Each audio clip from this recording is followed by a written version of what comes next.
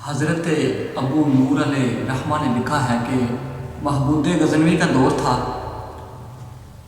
اس دور میں ایک شخص آپ کے پاس اپنا ایک ماجرا واقعہ لے کے آیا، کہنے لگا کہ عرض کرنے لگا، حضور میں آپ کے پاس اپنا ایک واقعہ لے کے آیا ہوں۔ محمود غزنوی نے فرمایا، بتاؤ تمہارا کیا واقعہ ہے، تمہارا کیا ماجرا ہے؟ وہ کہنے لگا کہ محمود غزنوی میں کچھ روز پہلے کسی کام سے گاؤں سے باہر جا رہا تھا، تو میرے پاس ایک تھیلی تھی جس میں ہیرے تھے، وہ ہیروں سے بھری ہوئی تھی، اور جاتے جاتے میں نے سوچا کہ یہ تھیلی میں کیوں نہ کسی کے ہاتھ پکڑا جوں امانت کے طور پہ، جب واپس آؤں گا تو آ کے لے لوں گا۔ تو حضور وہ میں نے فلاں شخص جس کو قاضی بھی کہتے ہیں، میں نے اس قاضی کو وہ ہیروں والی تھیلی دی اور میں نے کہا میں آ کے لے لوں گا۔ حضور جب میں واپس آیا تو جب میں نے اسے وہ تھیلی دی تو اس میں ہیروں کی بجائے کھوٹے سکے تھے۔ میں بہت پریشان ہوا کیونکہ میری ساری محنت کی کمائی تھی۔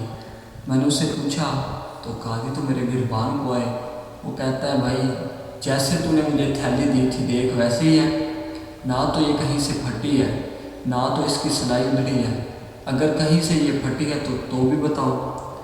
حضور وہ بھی اپنی بات پر سچا ہے، پر میں بھی خدا کی قسم اٹھا کر کہتا ہوں میں جھوٹ نہیں بول رہا، میں سچ کہہ رہا ہوں، میں نے اسے ہیرے دیے تھے۔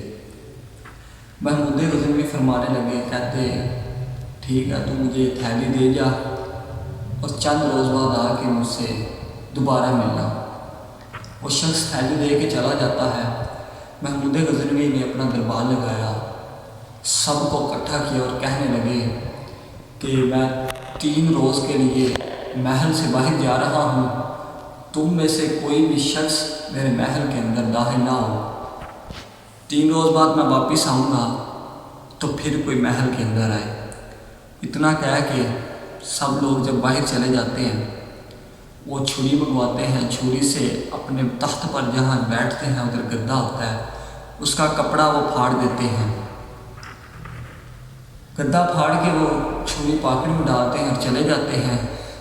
کچھ دیر بعد ان کا ایک نوکر آتا ہے صفائی کرنے والا، وہ آ کے دیکھتا ہے کہ یار یہ تو گدا پھٹا ہوا ہے، بادشاہ نے دیکھ لیا وہ تو ہمیں زندہ مار دے گا۔ اس نے شور ڈالا، نوکر چاکر جتنے بھی تھے سب کو اکٹھا کیا اور کہنے لگا یار یہ غضب ہو گیا، بادشاہ نے دیکھا وہ مار ڈالے گا۔ ان میں سے ایک شخص بولا، کہنے لگا پریشان نہ ہو، میں ایک ایسے کاریگر کو جانتا ہوں جو ایسے رفو گر کرتا ہے، ایسے سلائی کرتا ہے کہ پھاڑنے والے کو بھی نہیں پتہ چلتا کہ یہ کہاں سے پھٹا ہے۔ سب نے مشورہ کیا، انہوں نے کہا چل یار تو اس کو بلا، ہم اپنی ایک ماہ کی تنخواہ اسے دے دیں گے۔ اس بندے نے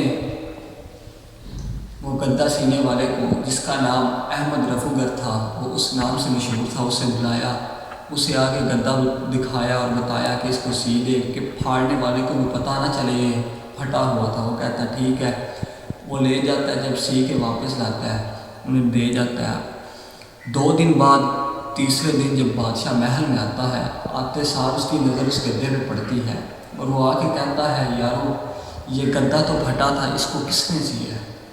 نوکر اس کے بڑے حیران ہوتے ہیں، پریشان ہوتے ہیں، کہتے ہیں بادشاہ سلامت یہ گدا پھٹا تھا آپ کو پتہ ہے؟ کہتے ہیں ہاں یہ میں نے پھاڑ کے خود چیک کیا تھا، لیکن تم یہ بتاؤ کہ یہ گدا کس نے سیا ہے؟ ان میں سے ایک نوکر بولتا ہے، کہتا ہے بادشاہ سلامت احمد رفوگر نام کا کاریگر ہے، بہت بڑا کاریگر ہے، یہ اس نے سیا ہے۔ بادشاہ کہتا ہے اسے دربار میں لایا جائے۔ اسے دربار میں بلایا جاتا ہے۔ بادشاہ سلامت نے اسے پوچھا، واہ یار تیری کیا کاریگری ہے، مجھے بھی نہیں پتہ یہ میں نے کہاں سے اس کو کٹ لگایا تھا تو تم نے یہ سلائی کیا، مجھے بھی نہیں پتہ۔ وہ کہتا ہے جی بادشاہ سلامت آپ کے کچھ بندے آئے تھے میرے پاس، انہوں نے التجا کی تھی تو میں نے سی دیا۔ بادشاہ کہنے لگا یار یہ جو تھیلی ہے کیا یہ بھی تم نے سی ہے؟ احمد رفوگر کہنے لگا ہاں بادشاہ صاحب یہ بھی آپ کا یہ خادم آیا تھا میرے پاس، اس نے مجھے کہا کہ یار اس میں ہیرے ہیں، یہ نکال کے اس میں کھوٹے سکے بھر دو، کچھ مجھے بھی اس نے اندر سے حصہ دیا تو میں لالچ میں آ گیا، بادشاہ سلامت غلطی ہو گئی ہے۔ وہ وہ کہتا ہے چلو ٹھیک ہے۔ بادشاہ صاحب نے قاضی کو اطلاع کی اور قاضی کو بلایا اپنے دربار میں۔ تنہائی میں لے جا کر بادشاہ نے قاضی سے پوچھا، کیا قاضی تو نے جانے میں غلطی کی ہے، مان جا، تو نے اس غریب کی کمائی کھائی ہے، تو اس کے ہیرے واپس کر دے۔ وہ کہتا ہے نہیں بادشاہ صاحب، میں ایسا کر ہی نہیں سکتا، میں قاضی ہوں، میں نے داڑھی رکھی ہوئی ہے، یہ نہیں ہو سکتا، میں اتنا ظلم نہیں کر سکتا۔ بادشاہ صاحب نے پھر ایک دفعہ کہا، فرمایا تو انسان ہے، غلطی ہو جاتی ہے، تو مان جا۔ قاضی نہ مانا، لیکن بادشاہ نے کہا میں تنہائی میں پوچھ رہا ہوں، کل کو دربار میں تمہیں پیش ہونا پڑے گا۔ وہ نہ مانا۔ خیر کل آئی، بادشاہ نے دربار میں بلا لیا، سب گواہ اور ثبوت اکٹھے کیے۔ بادشاہ نے جب اسے بلایا تو جب اس نے دیکھا کہ دربار میں تو احمد رفیع بھی موجود ہے، بادشاہ نے پوچھا ہاں قاضی بتا، تو نے ہیرے نہیں چرائے؟ قاضی ڈر کے مارے کانپ گیا، اس کی ٹانگیں کانپ رہی تھی اور اس کی گردن شرم کے مارے جھک گئی۔ حضرات وہ جب واپس گھر آیا نا، رات سارے سوچتا رہا، تڑپتا رہا، بہت تڑپا۔ سارے دربار والے بھی اسے جب جا رہا تھا لانتیں بھیجنے لگ گئے، لوگ اسے گالیاں دیں، باتیں سنانے لگ گئے۔ جب وہ رات کو سوچتا رہا، سویا، صبح اٹھا تو اس کی روح پرواز کر گئی قاضی کی۔ اس کے بیوی بچے وہ بھی رول گئے۔ بیوی جون سی ہے وہ مہکے جانے سے بھی رہ گئی، کہتی آگے جاتی تھی سارے عزت کرتے تھے لیکن اب باتیں سناتے ہیں۔ تو حضرات وہ عدالت محمود غزنوی کی عدالت تھی جس میں گواہ لوگ بنے، بادشاہ نے عدالت لگائی تھی۔ حضرات وہ تصور ذہن میں لائی، جب کل قیامت کا دن ہوگا، عدالت رب کی لگی ہوگی، تو فرشتے اگر تم پر لعنتیں بھیجیں تو کیا محسوس کرو گے؟ ارے یہ تو زندگی تھی کہ اس کی روح نکل گئی، وہ تو قیامت کا دن ہوگا جہاں نہ موت آنی ہے۔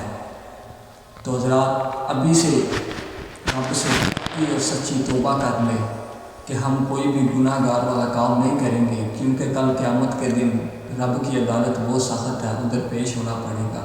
رب العالمین ہم سب کے دلوں میں اپنا خوف اور عشق مصطفیٰ پیدا فرمائے۔ وما علینا الا البلاغ المبین۔